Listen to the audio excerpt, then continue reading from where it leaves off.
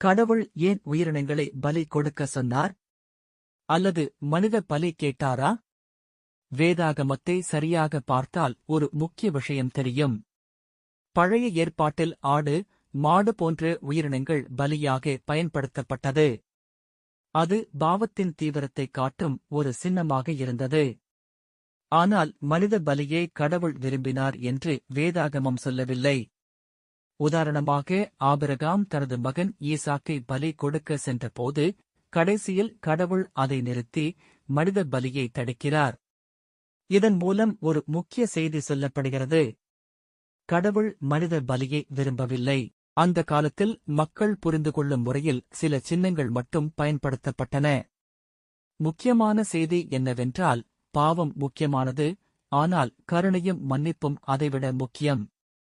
நீங்கள் என்ன நினைக்கிறீர்கள்? God bless you.